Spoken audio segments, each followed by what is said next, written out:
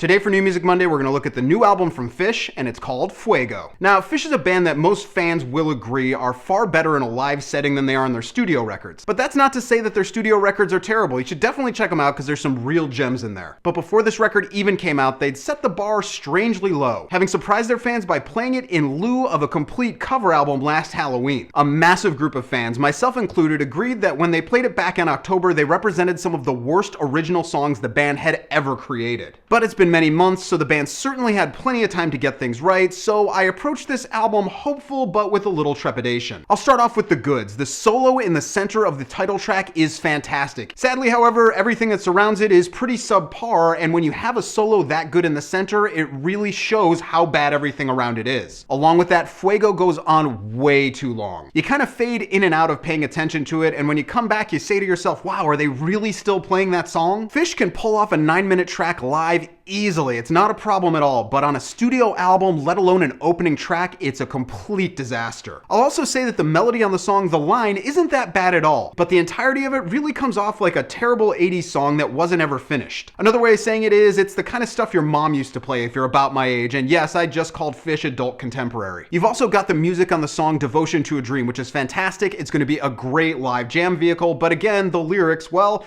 the lyrics blow. We find the band horribly below the writing level we're used to hearing them at, and it really shows in the lyrics. On the whole, these lyrics are what your average pop writing team could write in their sleep. I just expect more from Phish. Along with that, the songs in the middle of the album kind of blend together in a giant pile of blah. There's really nothing that stands out. It's just a cycle of subpar lyrics over half-decent orchestrations. There's just no flow to this record, nothing to really lock you in, dig your teeth in, and figure out where the band's at. I really enjoyed the song Waiting at Night. It works. It's blissful, it's smooth, it's really good and kind of vintage Phish until you get to the bridge. They completely screw up the bridge, but thankfully everything else on that song is so good that that little bit is forgivable. It's just less and less of the brilliant lyrical imagery and metaphors that dominated the first 2 decades of Phish's career. And if you look at their last few records, they've been steadily sliding into this mediocrity. Even when they do try to get back to that silly, irreverent style of lyrics on Wombat, it sounds completely forced. It really sounds like they're trying way too hard, and again, it's a forgettable lyric with a half-decent orchestration. I guess the reality is this album is exactly what I expected it to be. Most of the songs completely overstay their welcome, and lyrically and musically, this is the band just kind of reaching the point in their career where they clearly can't do it like they used to be able to in the studio. They're still as musically creative as ever, but lyrically, I think they're kind of done. As always though, I will advise you, if you've never seen Phish live, definitely go do that once in your life. It's something everybody should experience. But on the buy it or borrow it, Fuego is a complete bin it. Don't even bother. Pick up any live recording they've ever done, or go get any of their other studio records. Even the last one, none of them are as terrible as this one is. So that's what I got for you guys today. I hope you dug it. If you did, go ahead and click subscribe, leave a comment, click like, whatever you want to do. You can follow me on Twitter and Facebook right here, and I'll see you guys again next time.